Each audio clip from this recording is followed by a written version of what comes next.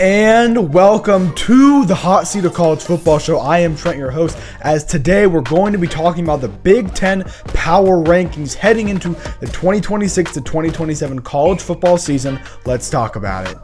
Alright, so before we get into this video, make sure you hit the subscribe button. We are 9 subscribers away from 200. We got to 100 before 2026 started, and the fact that we are 2.5 months later, we've almost doubled the size of the entire channel. It's been crazy. Make sure you also hit the like button. It's free, costs you nothing, and videos that get likes get doubled or get recommended double the amount as normal videos. So please hit the like button. It means the world to me. And let's talk about some of these power rankings. So these have a lot of things going in. There's with roster, returning coaches, returning players, returning starters, recruiting rankings, portal rankings, and overall just kind of vibes of the program. I did a top 10 programs in college football. I'm going to pin it right here. You should definitely go watch that video. It came out yesterday. And that also had some influence on this list. And we're going to be doing one for every single conference, I think, this week. So make sure you stay tuned for the SEC, the ACC, and the Big 12. But let's start off at number 18, and this one's not really a shock, but that is Purdue. Purdue has been terrible, and with them firing Ryan Walters after 1 year, I really just can't expect them to be. I'm telling you, who's even the returning head coach? I think it's I don't even know. But they have been absolutely horrible. They fire Ryan Walters after 1 year. He goes to, I think he was the defensive coordinator at Washington. And I see no hope for this program, which is funny because Indiana, their neighbor, who's been actually, they've been worse than Purdue historically, just went 16-0, won the national title. So I'm not going to say it's impossible, but Purdue is trash. Purdue is a trash program, and if I had it my way, I would kick them out of the Big Ten. I would send them to the MAC, and I would bring over Ohio U to the Big Ten. That's what I would do personally, because I'm going to OU. So at 17, I have Rutgers, and I'll be honest, I'm kind of shocked they're this low. Rutgers has been sneakily not good, but not horrible. They've been better than everyone's really thought they've been. They beat Miami in a bowl game, I think 2 years ago. I think it was in it's going to be Miami, Ohio. Miami, Florida versus, yes. They beat in 23, 2 years ago. I guess almost three years ago now. They beat Miami. Yes, it wasn't a great Miami team. That was the Miami team with Ja'Cory Brown at quarterback. But obviously, they don't have Kyle Monangai anymore, and he was a huge piece for them, and he's doing big things in the NFL for the Chicago Bears. But yeah, I like Greg Schiano. And I like Kaliak-Manis too. And even KJ Duff. They are really good. I just see all of these programs. Honestly, this is actually, I think, pretty much an up year. Like, I'm looking at all these programs, and aside from Purdue, I don't see like, oh, this team is god awful, should not even be an FBS team. I don't really, aside from Purdue, I don't see that much this year. So yes, Rutgers is 17 out of 18, but I think they're actually a pretty decent 17. They have talent on their team. They have a good head coach, a good quarterback, and a phenomenal receiver. If you don't know who KJ Duff is, go watch his highlights versus Penn State last year. I mean, we're talking like Jeremiah Smith. I'm not like, I'm talking about like Carnell Tate level of good. At 16, and a team that I am upset that they are this low because of the head coach, and that is Wisconsin. Wisconsin has been absolutely god awful. I will say the university has admitted that this year they are committed to football. They're going to be putting money into the program. I just want to see it before I can believe it. Wisconsin's record in 2024 was, I think they went 4-8. Not a great season at all. Yes, they went 4-8, but they had 2 ranked wins. They were a 4-8 team, finished 14th in the Big Ten, but they had wins over ranked Washington and over Illinois. and they actually beat Illinois pretty bad. They beat them by 17. This was an Illinois team that beat USC. So this was a good team, a highly ranked team coming into last season. But with the quarterback getting injured in the first couple of games, the past 3 years in a row, I don't trust the strength and conditioning staff, and I don't trust Wisconsin. 15, and a team that some people were projecting heading to the college football playoff as a dark horse. Excuse me. I have Nebraska, and Nebraska did not have a great year. They lose Dylan Raiola. He gets hurt, and he heads to Oregon to sit behind Dante Moore, doing what Dante Moore did with Dylan Gabriel. And now Nebraska is kind of left for the dust. If you look at the schedule last year, they went 1, 2, 3, 4, 5, 6, 7. They went 7-5. Lost, got destroyed by Utah 7-6. And Latif was the guy that stepped in. I wonder if he'll be coming back. I'm not going to do my research on Nebraska, so don't quote me if I get Nebraska's starting quarterback. I haven't finished 15th out of 18th in the conference. At 14, I have Minnesota. What's their head coach's name? PJ Fleck. PJ Fleck. I like PJ Fleck. He loves Tressel. I like him. He's a good dude. He's a funny dude. Had very high praise of Ohio State last year when they played in Columbus this year, and they are returning Drake Lindsey, their talented freshman quarterback from last year. They are losing guys like Coy Parrish. He transfers to Oregon. A lot of guys transfer to Oregon. A lot of guys that I wanted at Ohio State. And Coy Parrish was one of the guys that I wanted at Ohio State, but we don't pay. And just like Dylan Thieneman last year, I also wanted to come to Ohio State. He goes to the Ducks. I like what Minnesota does. I like what PJ Fleck does. They what was their record? They were, I think, 7-6, I think. I think that was their record. And they had an okay year. They've almost beaten Michigan the past couple of years, and that's kind of been their rivals. And I kind of have a sweet spot for Minnesota a little bit. I hate to see them this low, but I do. At 13, right above them, I have UCLA, and this is a team that finished 3-9 last year. And if you remember, Nico transfers from Tennessee, goes to UCLA, and it's a disaster. They're 0-3. They're bringing in Penn State, and they beat Penn State. And then they rattle off 3 in a row. So now a team that was 0-3, and when you looked at their schedule, it's like, hey, this team's going to go 0-12. Now they're 3-3. And it's like, whoa, can this team make a bowl game? And then they lose 6 games in a row, finish season 3-9, get destroyed, dog walked, pounded by Indiana and Ohio State and all the other teams that they played. Nico coming back will be good, but they are bringing in Bob Chesney, who was at James Madison, and he brought a lot of guys from James Madison. And what happened to the last James Madison coach who went to the Big Ten and brought the whole roster with him? Well, he went 11-2, and in the second year went 16-0, won the national championship. Am I saying that UCLA is going to do that? No, but I'm just saying James Madison has had good coaches. They shouldn't have been in the playoff, but they made the playoff this year. It was a terrible. They weren't even the first Group of 5 team in. They only got in because Duke had 5 losses. I don't even want to get into that because then I'll start a rant about it. But yeah, I got UCLA at 13. At 12, I have Maryland. And Mike Loxley, I have been so patient with you, waiting for you to finally contribute to the Big Ten. You've been at Maryland for damn near a freaking decade, and you have a returning quarterback who is a very talented youngin, and Malik Washington. And Malik Washington, actually, let me bring up his stats from last year. Also, Ohio State is playing Wisconsin right now, and they are blowing them out right now. Hopefully they can make the tournament. I might make a short about that after. But Malik Washington, there's actually a receiver called Malik Washington on the Dolphins. He was a little under 3,000 yards passing, 17 touchdowns and 9 interceptions. Was outside of the top 70 in QBR.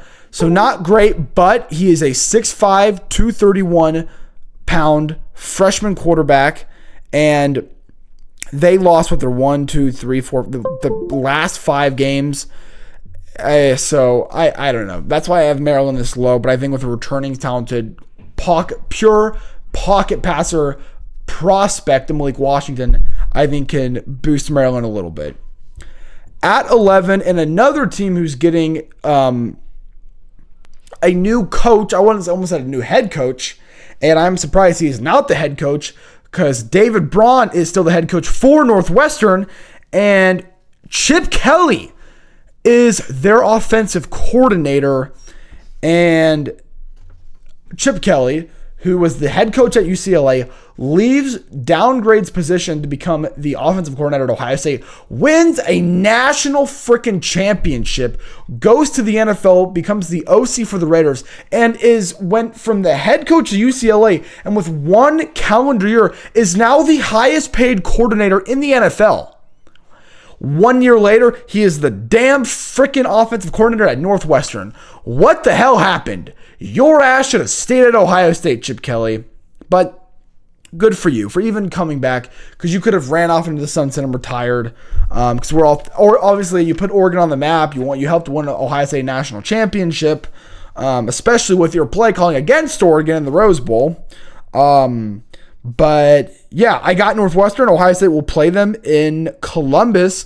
I kind of want to go to that game to welcome Chip Kelly back. That would be awesome. We welcome Jim Knowles back with booze. Hopefully we bring Chip Kelly back with excitement.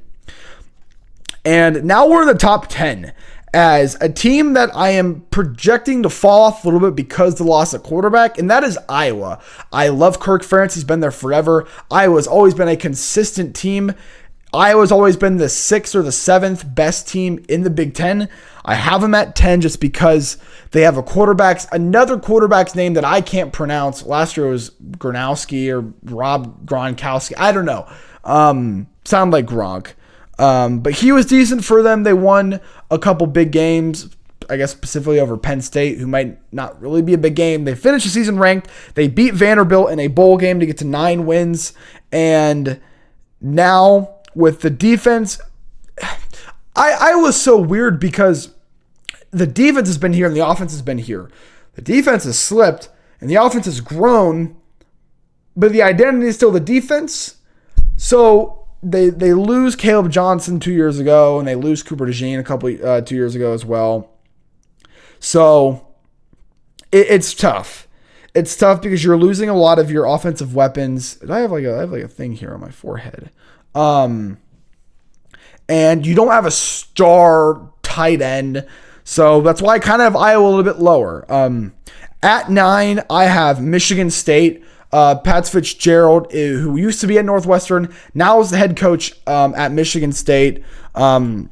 Michigan State had a horrible year under Jonathan Smith. I mean, Mel Tucker ruined this program, and hopefully Pat Fitzgerald can bring this program back as their quarterback, Aiden Childs, goes and transfers to Northwestern, who we just talked about a minute ago. And now the quarterback is a freshman. I forget his name. Kaid Kaufman, who I don't think he's ever played before. So that'll be interesting for them. They were horrible last year. But I think Pat Fitzgerald can finally bring this program back to being somewhat decent in the Big Ten. I mean, if you don't remember, a decade ago, Michigan State was a heavily feared program. I mean, in 21, they beat Michigan. Michigan goes to the playoff.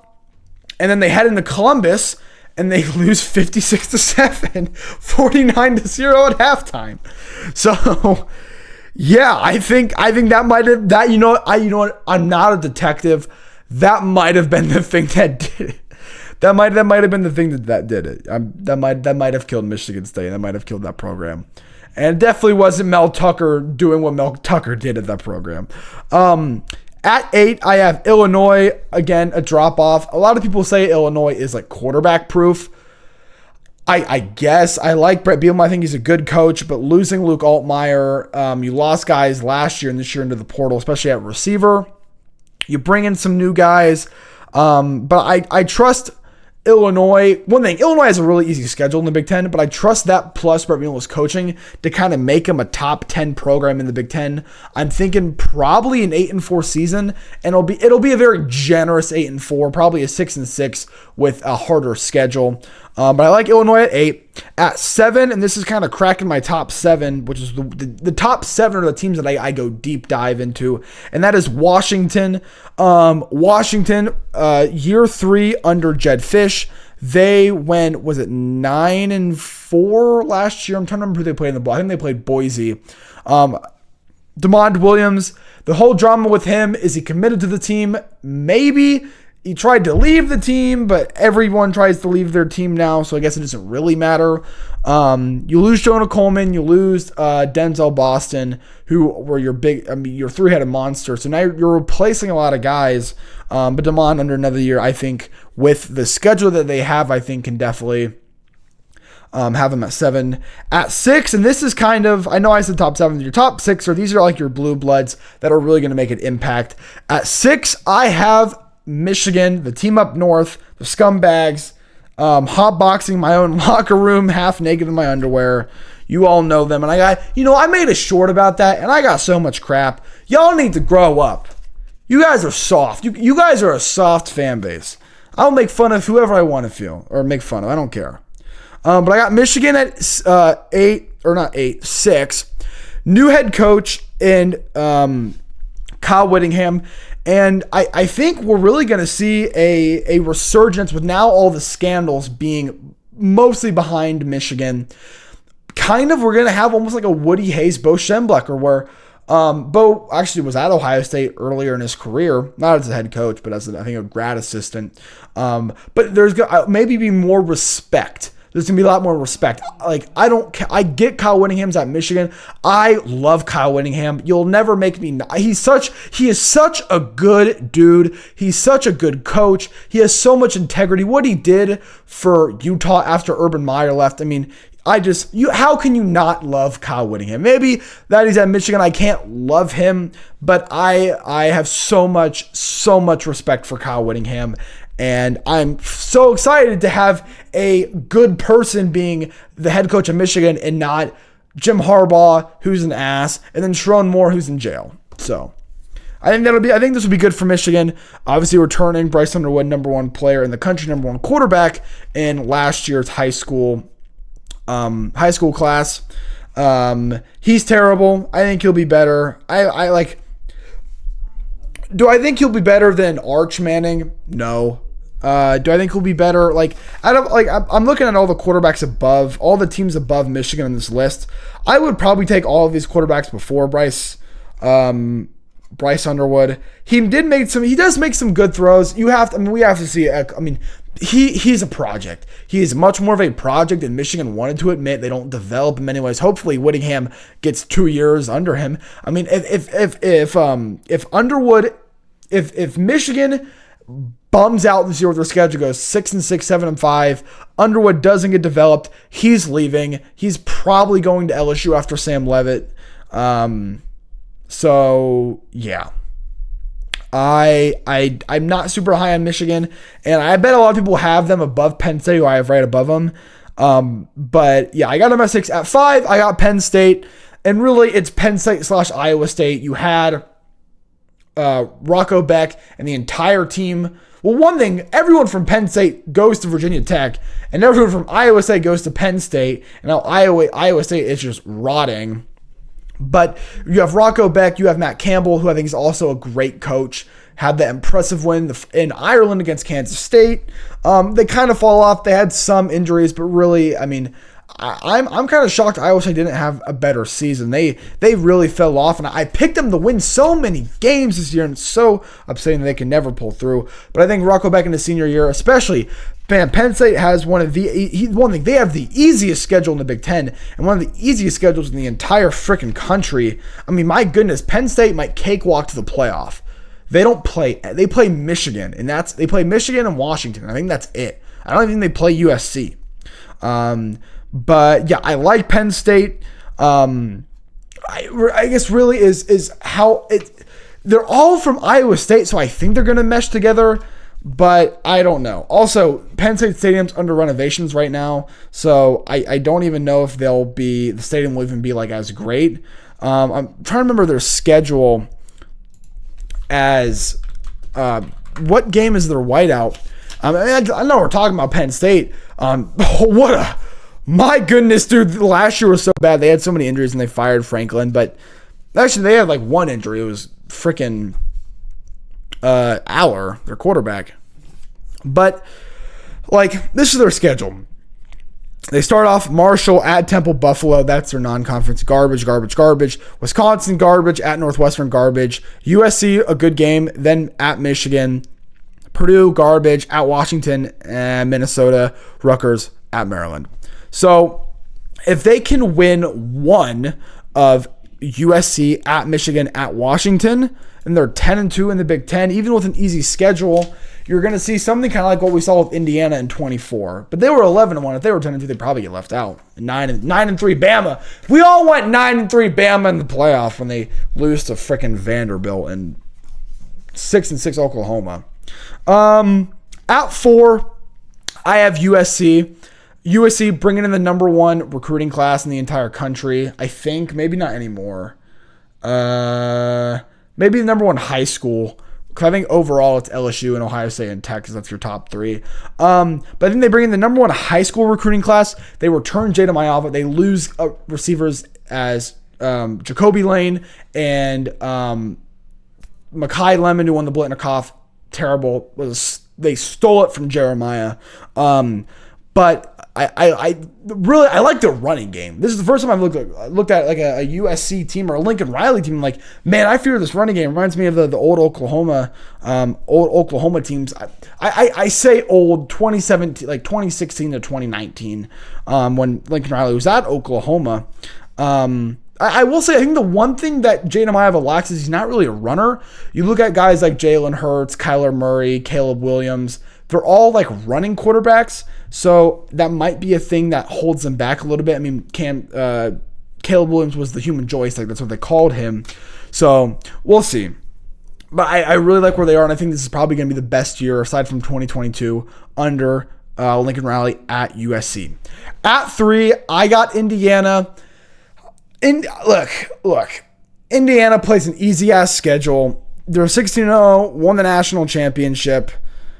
But I'm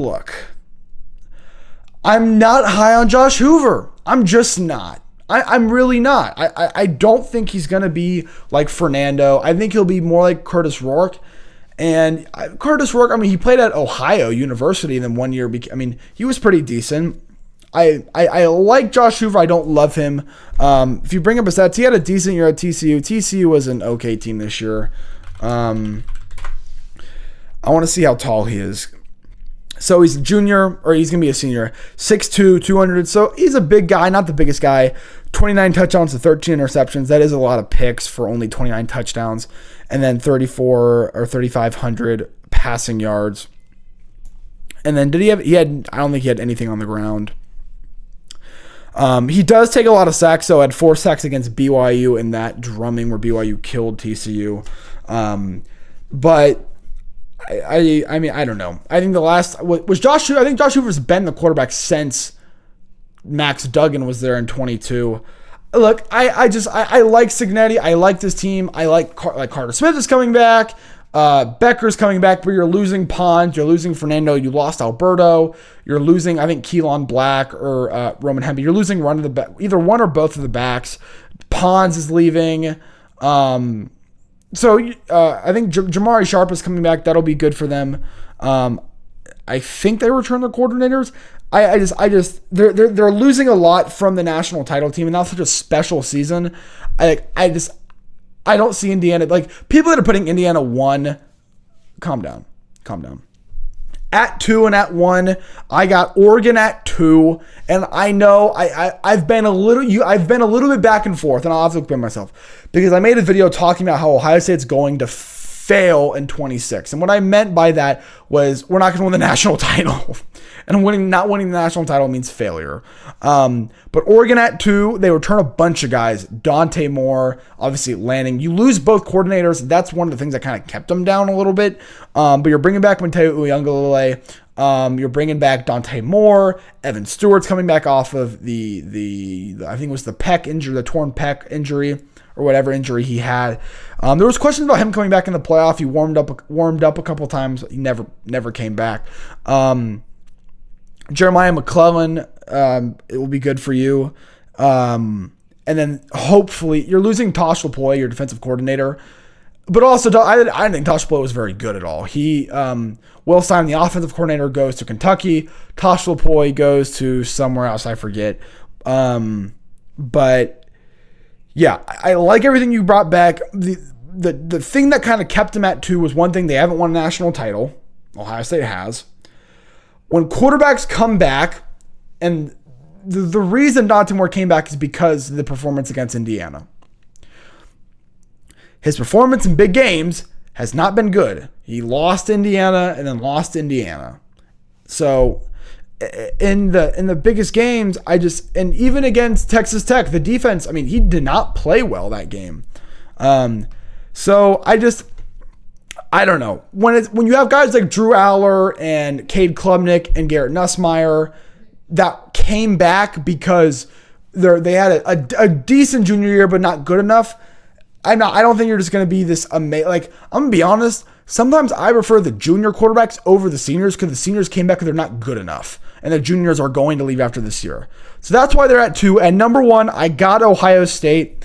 They're returning their defensive coordinator pretty much with Matt Patricia. You're getting Arthur Smith, which is an upgrade at offensive coordinator. You're losing 4 first-round picks on defense. You're replacing guys in the portal. I'm excited about Terry Moore. It's Julian in year 2, a revamped offensive line, a revamped running game. Jeremiah's last year. So, yeah, I'm really excited about Ohio State.